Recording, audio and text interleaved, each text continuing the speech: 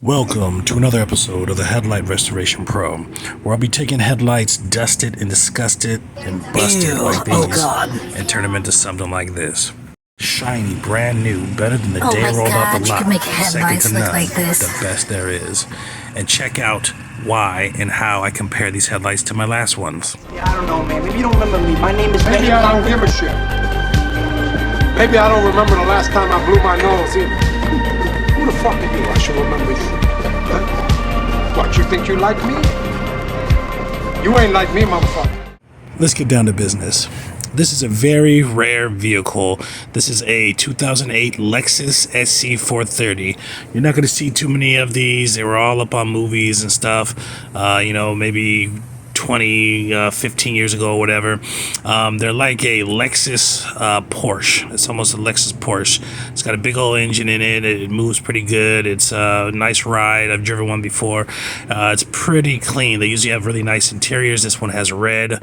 But the reason why I'm saying in the beginning why you can compare it to an old one that I did is because this vehicle is so rare. I've only done 3. And the second one I've ever did is on my platform almost 2 years ago.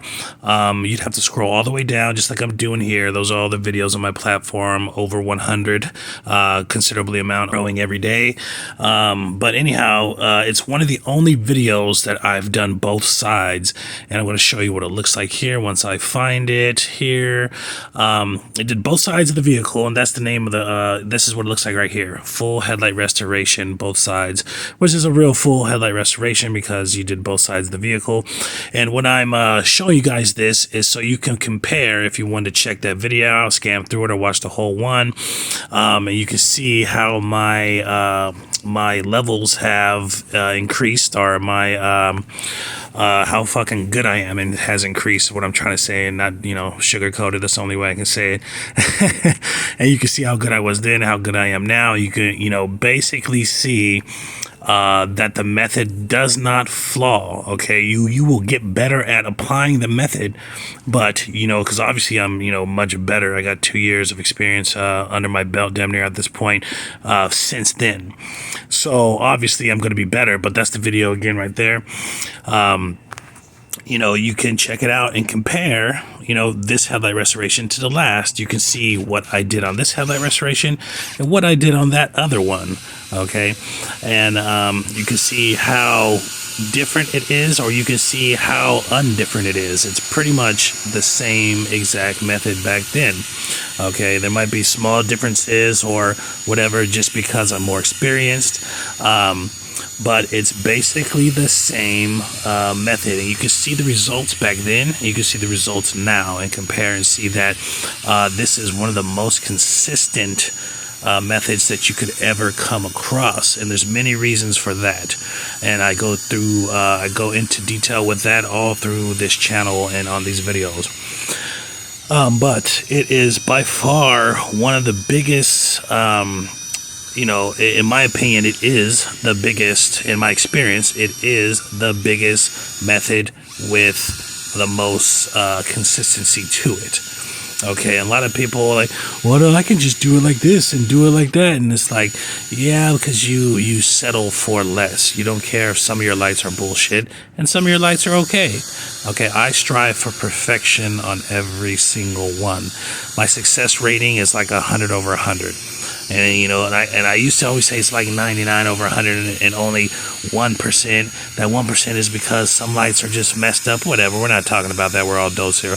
We all know some lights. Even this light has micro cracking and spider cracking and from heat stress along the top part of the light. Okay, this is what happens when you let a old light, or any light really, go bad. And let it sit being bad for too long, because when it gets foggy like this light is, or like it was in the beginning before I started, it has no heat protection. It has no heat deflection. Okay, so when it's clear like that, you have reflections jumping off. You have the proper coating on the headlight. You have them deflecting. When you deflect those UV lights, you keep the heat down. When it's not deflecting, they are absorbing into that light, overheating. Okay, and it's just a bad situation. That's why these lights should have been done a couple years before this. Okay, instead of just driving a couple years like this. But I pulled 2 discs out to show you guys that this light is so huge. In my experience, the smaller cars are the ones with the big ass lights. Okay, the bigger cars don't have huge lights 9 times out of 10. The small cars typically have big ass lights for some reason. I don't know if it's a safety thing, but this light is ginormous. This light looks like it should be on a minivan. I don't know why they do that. Maybe it's a safety thing or whatever, but in my experience, most little compact cars like this have giant lights, like the Priuses and other vehicles, whatnot, have just huge lights for no reason. But like I said, maybe there is a reason. But anyhow, this is a really nice vehicle, fun vehicle to drive. It's a classic vehicle. It's very aesthetic, and like I said, it's just like a Lexus Porsche, the Lexus edition of a Porsche, right? But if you want a consistent ratio of perfection, you want to go with this method. You want to follow the steps that I say follow, and follow them the best you can. Now, not everybody can have access to all the things or get them as easy as I can or others can. Okay, some people are in different places. Some people are in Romania that I communicate with through the DM. Some people are in South Africa or Australia that have difficulties, and it's much harder for them to get certain products out there, like certain aerosol cans or certain things like that, certain pads. It's just they don't ship out there, or they don't do business out there with some of these things. And my advice always is do your best to try to get the things that I'm using, not because it makes me money. Okay, I'm not saying you can get them from my page, right? You can get them from my Amazon links in there. That would help me out greatly, but initially I'm telling you to just get them wherever you can get them from. I mean, I would prefer you to get them from there. You're going to get hooked up more if you hit these links or do whatever, and you're going to be for sure you're getting the right things in that manner. But anyways, I'm telling you to get these products because I have researched and I have found gold with these products. I have found diamonds with these products, right? I have found, the gold standard, the diamond standard of headlight restoration using these products. And the thing is, a lot of people don't realize that when what you're seeing is so refined. I've been over 1,000 headlights for over a year now. I stopped counting over a year now. Okay. I came to a point where I was just like, okay, I'm going to count. I keep counting. It was kind of cool at first, but then I was like, I got all this useless information. I'm counting numbers and I'm writing stuff down on this pad or whatever. And I just stopped over a year ago. So I can imagine where my numbers are at now. But throughout that journey, I have changed so many different things. In the beginning, I started trying to do with cheap discs, okay? And then I figured out, what the hell's going on? Why can't I get these scratches out no matter how good I am or no matter how much I do, whatever? I keep coming up with these scratches every other headlight and these burns, and I have to keep working out on these things, right? From using cheap sandpaper, and I keep saying, I had this high-power drill. Like, this drill right here is probably like, anywhere between $80 and $100, right? You might even get a deal on Amazon for $60 or whatever.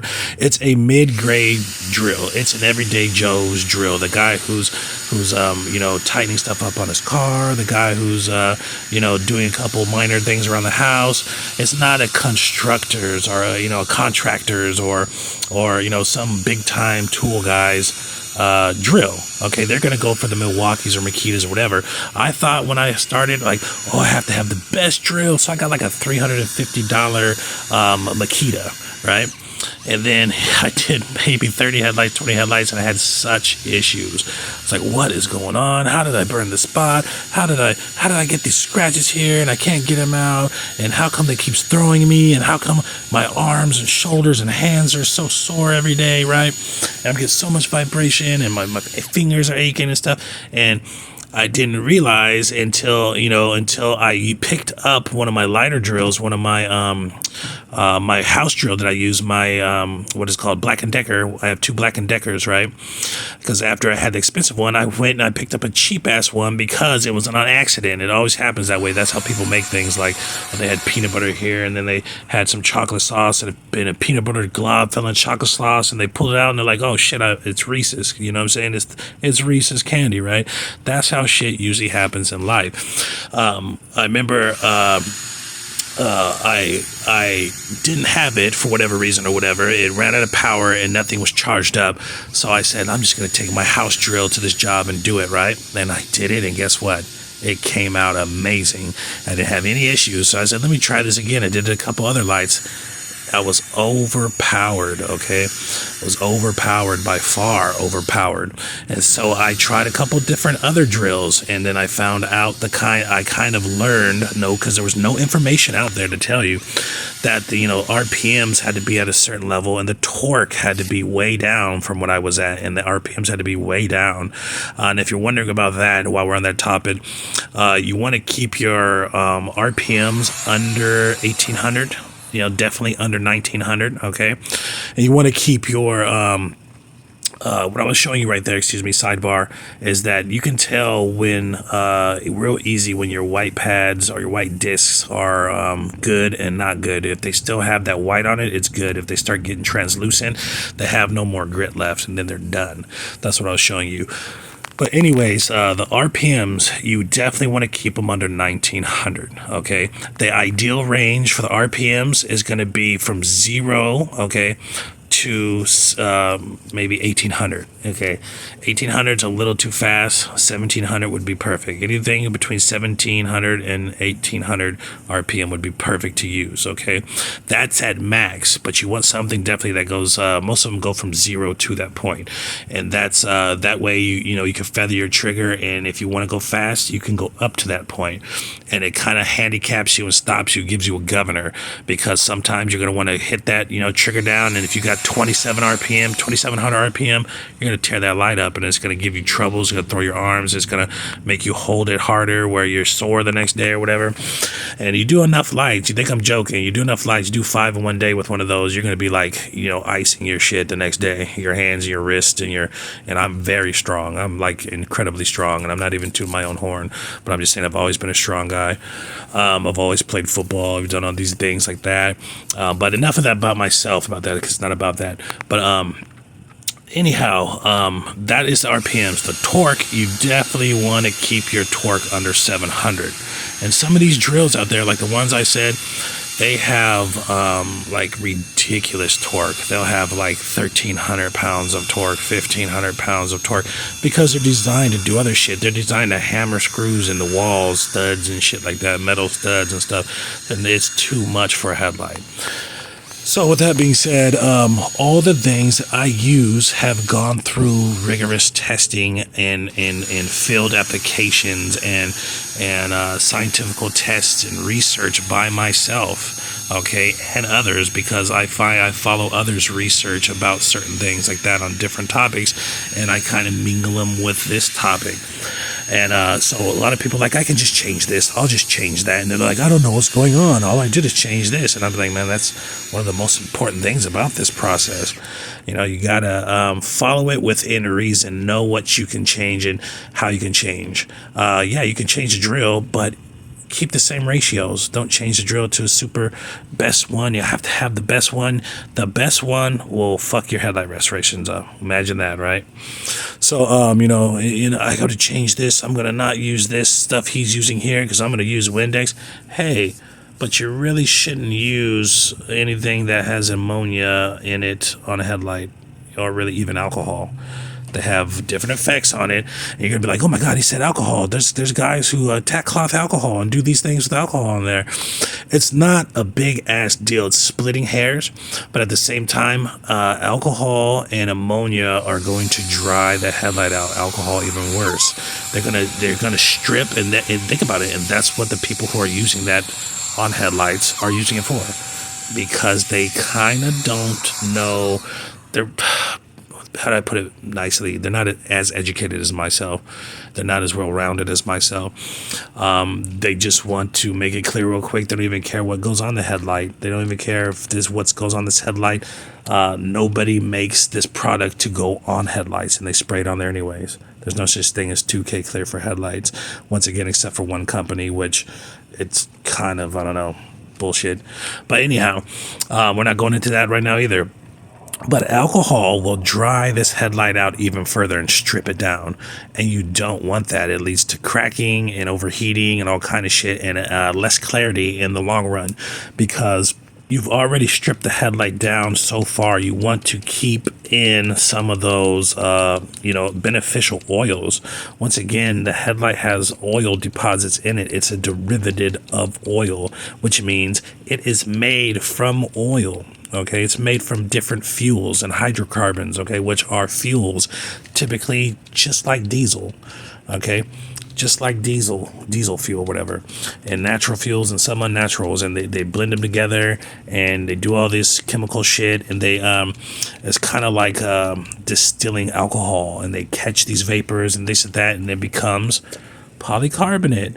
Okay, and then they take these little shreds and these little droplets that are made, and then they put them in a machine and they press them, heat injected or injected plastic or whatnot, and they put them in a mold, and then they push them, and then they cool them off, and then you have a headlight. So anyways, being that derivative from headlight, from the oil, the headlight needs to retain a bit of that oil, a bit of that, superficial moisture, that oil base, okay? A little bit of residues like that help these headlights, especially when you're stripping them down and sanding them and drowning them in water and chemicals and all those things like that while you're doing your process. This is one of the number one reasons why my headlights look like this, and they're not even finished. Because those pockets, once again, take a look at this. That's right. That's what the surface of a polycarbonate light looks like when it's untreated. Okay.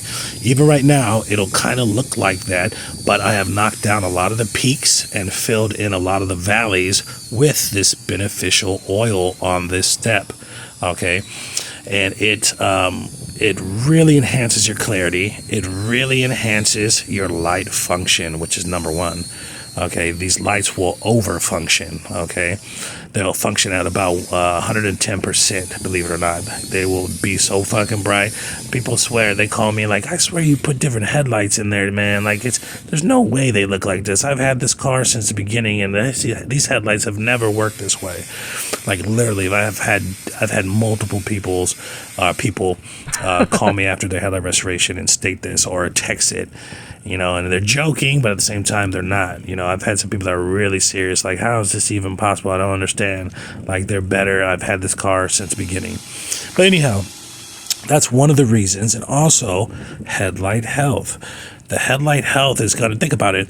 If I strip all this oil out and I leave it all messed up and dehydrate it, and then I spray it, and it's clear, it's cool, whatever, right? But what do you think would happen because it's so over-dried, it's so stripped down underneath there?